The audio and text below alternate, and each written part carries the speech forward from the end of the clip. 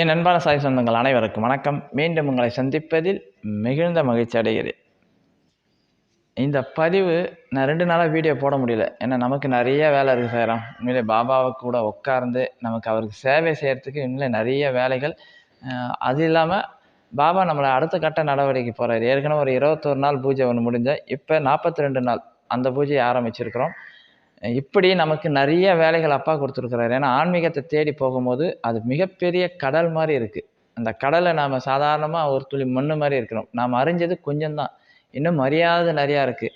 அப்பாவை கும்பிட கும்பிட அந்த ஆன்மீகத்துக்குள்ளே போக போக பல விஷயங்களை நமக்கு புரிய வைக்கிறாரு, பல விஷயங்களை நமக்கு கற்றுத்தரார். எனவே நான் அந்த தேடலில் இருக்கிறேன். இந்த பதிவு ஏன் போகிறேன்னா, ஒரு சாய் சகோதரி எனக்கு ஒரு விஷயத்த சொன்னதுனால தான்.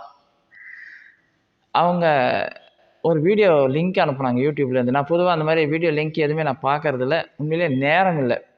ஆனால் இதுக்காக இந்த மாதிரி நிறைய பேர் வீடியோ அனுப்பியிருக்கிறாங்க. இதே லிங்க் நிறைய பேர் அனுப்பியிருக்கிறாங்க. ஆனால் நான் கவனிக்கலை. ஆனால் இந்த சகோதரி அதே மாதிரி அந்த அந்த ஒரு வீடியோ அனுப்பிட்டு எனக்கு நான் ரெஸ்பான்ஸ் பண்ண உடனே அவங்க, சாய்ராம் நான் ஒரு வீடியோ அனுப்பிச்சேன் பார்த்தீங்களா? நான் சொன்னேன், இல்லை சாய்ராம் நான் பார்க்கல. நம்ம பேசும்போது பார்க்கலன்னு சொல்லிட்டேன். நான் பல பேருக்கு நான் பார்க்க மாட்டேன்னு மெசேஜ் அனுப்பிச்சிடுவேன். இந்த மாதிரி வீடியோ அனுப்பாதீங்க, நான் பார்க்க மாட்டேன், கண்டிப்பாக எனக்கு நேரம் இல்லை. ஏன்னா ஒருத்தர் அனுப்புனா பரவாயில்ல, நிறைய பேர் அனுப்புவீங்க, அதனால் எல்லா வீடியோ என்னால் பார்க்கறதுக்கு நேரம் இருக்கா சார்? ஏதாவது விஷயம்னா ஒரு வாய்ஸ் மெசேஜ் அனுப்புங்கன்னு. அதுக்கப்புறமா ஒரு விஷயத்த சொன்னாங்க, சார் ஒரு முக்கியமான விஷயத்த அனுப்புகிறோம், நீங்கள் பார்க்காமையே இருக்கிறீங்க, இல்லை அதை பற்றி ஒரு கருத்தாவது சொல்லாமல் இருக்கணும். நான் சொன்னேன், நான் என்ன சார் கருத்து சொல்கிறது? எனக்கு கருத்து எதுவும் இல்லை, இருக்காது. நான் பார்த்தா தானே, வீடியோ பார்த்தா தானே கருத்து சொல்ல முடியும். அதனால் பார்க்காதே நான் தவிர்த்துறேன். ஆனால் அப்புறம் ஒரு வார்த்தை சொன்னது தான் இந்த வீடியோ போடுறதுக்கான மெயின் காரணமே. அப்போ ஒரு தப்பு நடக்குதுன்னா, அதை நீங்கள் பார்க்காமையே போகிறது, அந்த தப்புக்கு நீங்கள் உடந்தையாக இருந்துடுறீங்கல்ல, தப்புக்கு நீங்கள் உதவி செய்கிற மாதிரி தானே அப்படின்னு கேட்டாங்க. எனக்கு அப்போ தான் யோசனை, ஏதோ தப்பான வீடியோ ஏதோ வந்திருக்கான்னு. ஏன்னா அந்த வீடியோ நான் பார்க்கவே இல்லை கடைசி வரைக்கும். வீடியோ ஏதோ தப்பான வீடியோ வேணும்னா அதுக்கப்புறம் அவங்களே கேட்கும்போது சில விஷயங்கள் சொன்னாங்க. இல்லை சாய்ராம், ஒரு சாய் சகோதரி ஒரு கோயில் கட்டுறதுக்காக நிதி வாங்கி கொடுத்துருக்குறாங்க. நிதி வாங்கி கொடுத்துருக்குறாங்க. அப்புறமா அந்த கோயில் கட்டினவர் இப்போ அது சரியில்லை, யாரும் நிதி கொடுக்க வேணாம், அது கோயிலா பயமுத்துறதா, அந்த டைட்டில் எனக்கு அதான் அனுப்பிச்சிருந்தாங்க. கோயிலா பயமுத்துறதா, டைட்டிலுக்குள்ளே சரியாக ஞாபகம் இல்லை.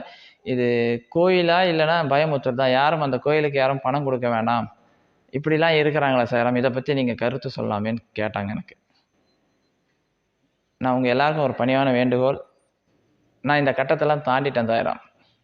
மற்ற வீடியோ பார்த்து இல்லை மற்றவங்களுக்கு கருத்து சொல்கிற அளவுக்கு இல்லை, அதில் போய் உள்ளே போய் பார்க்குற அளவெல்லாம் தாண்டிட்டேன் நான். என்னுடைய தேடல் வேறு.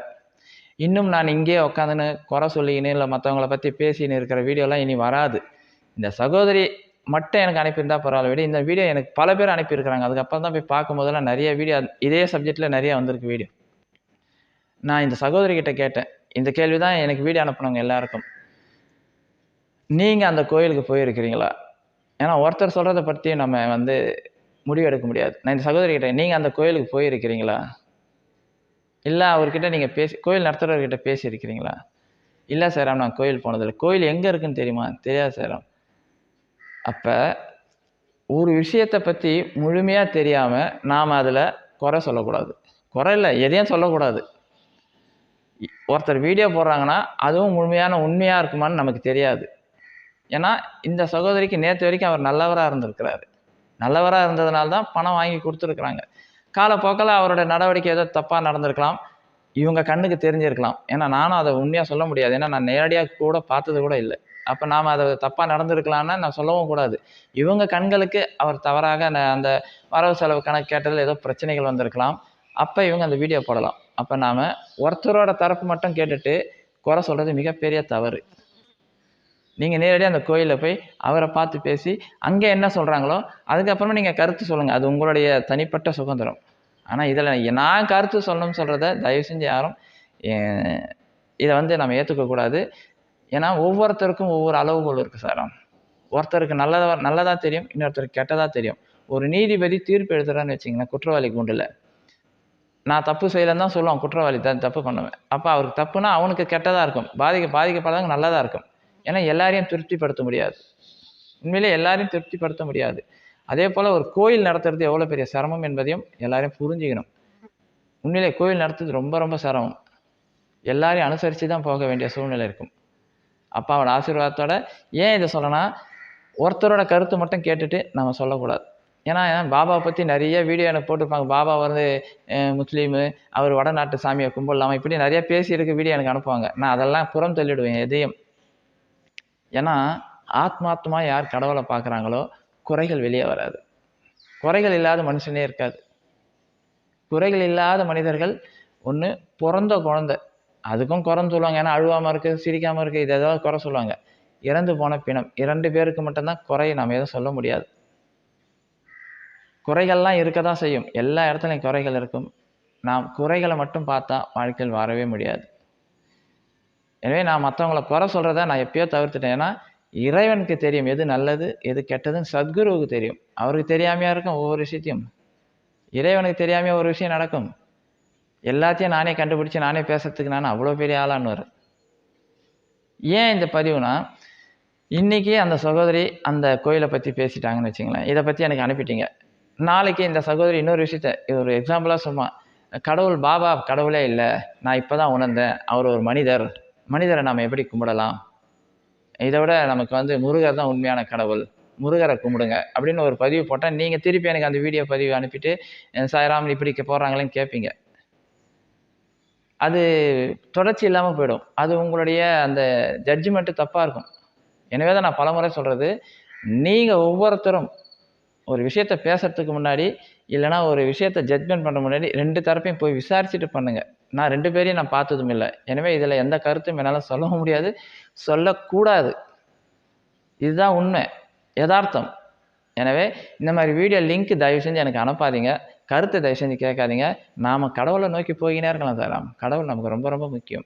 கடவுள் நிறைய விஷயத்த நமக்கு சொல்லித்தரார். அதை நோக்கி பயணம் பண்ணுங்க, அது நோக்கி பாருங்க.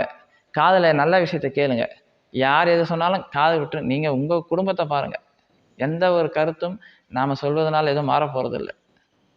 அதாவது நடக்க வேண்டிய நடத்தல் நடந்துன்னு தான் இருக்குது. எனவே இந்த மாதிரி வீடியோ லிங்க் எனக்கு அனுப்பாதீங்க. நான் வீடியோ பார்க்க மாட்டேன். நான் பலமுறை மன்றாடி கேட்டுக்கிறேன். பாபாவை பற்றி ஏதாவதுனா ஒரு வாய்ஸ் மெசேஜ் தருங்க. சச்சரித்தத்தில் ஏதாவது சந்தேகம், இல்லைனா பாபாவை எப்படி கும்பிடணும், இல்லை ஷீரடிக்கு எப்படி போகணும், இல்லை சார் நான் சச்சரிதம் சவணமஞ்சரி எப்படி படிக்கணும், இல்லை உங்கள் பிரார்த்தனைகள் அனுப்புங்க. அதுக்காக மட்டும்தான் நம்முடைய பிரார்த்தனை மையமும் இருக்குது, நம்ம துவாரகமய ஆலயமும் இருக்குது. மற்ற வீடியோவில் இருக்கிற கருத்துக்களை நான் எப்போவுமே சொல்ல மாட்டேன். இந்த கருத்து கூட யாராவது பாதிச்சிருந்தால் மன்னிச்சிங்க. ஏன்னா நம்மளுடைய பேச்சுகள் சில பேரை பாதிக்கப்படும். அப்படி கூட நான் நடந்துக்க கூட தான் நினைக்கிறேன். அந்த சகோதரி, ஏன்னா நிறைய பேர் அனுப்பிட்டு இந்த சகோதரி மாதிரி சாய்ராம் எதுவும் சொல்லாமல் இருக்கிறாரேன்னு சொல்லி மனசில் நினச்சிருக்கலாம். அதுக்காக தான் என்னுடைய பதிவு. எனவே அப்பாவோட ஆசீர்வாதத்தோட ஒவ்வொரு நாளும் இனிய நாளாக இருக்கணும்னு சொல்லி நான் பாபா கிட்டே வேண்டிக்கிறேன். மீண்டும் ஒரு முறை தாழ்மையோடு கேட்டுக்கிறேன், யாரும் இந்த மாதிரி வீடியோ லிங்க்குகளை அனுப்பாதீங்க.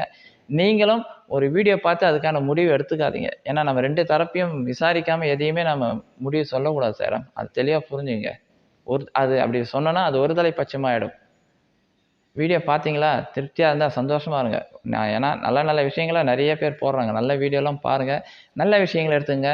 பிரச்சனைகள் இருக்க வீடியோ தள்ளி விட்டுட்டு உங்கள் வேலையை பாருங்கள். ஏன்னா நீங்கள் அதை போட்டு மனசுக்குள்ளே குழப்பிக்க வேண்டாம். உங்களுக்கும் அதுக்கும் சம்மந்தமே இல்லைல்ல, உங்களுக்கும் அந்த பிரச்சனைக்கு சம்மந்தமே இல்லைல்ல. சம்மந்தம் இல்லாத இடத்துல உங்கள் மனசை செலுத்திட்டு தேவையில்லாத மன உளைச்சலுக்கு ஆளாக வேண்டாம். எனவே இதுதான் உண்மை. அப்பாவுக்கும் கோடான கோடி நன்றிகள். சீக்கிரமாக இந்த புத்தாண்டு வரப்போகுது. புத்தாண்டு செலிப்ரேஷனுக்காக நம்ம துவாரகமய ஆலயம் ரெடி ஆகின்னு இருக்குது. கண்டிப்பாக அதுக்கான வீடியோக்கள்லாம் அப்புறம் வரும் தரோம். உண்மையிலே வேலைகள் நிறைய அப்பா கொடுத்துருக்கிறார். அந்த 42 நாள் பூஜை தொடர்ந்து 21 நாள், இப்போ அடுத்த ஸ்டெப்பு 42 நாள் பாபா பூஜை பண்ண சொல்லியிருக்கிறார். அந்த பூஜைகள்லாம் தொடர்ந்து நடக்க தான் நல்லது நடக்கும். உங்களுக்காகவும் எப்போதும் பாபா பிரார்த்தனை பண்ணிக்கிறோம். சாய்ராம். ஓம் சாய்ராம்.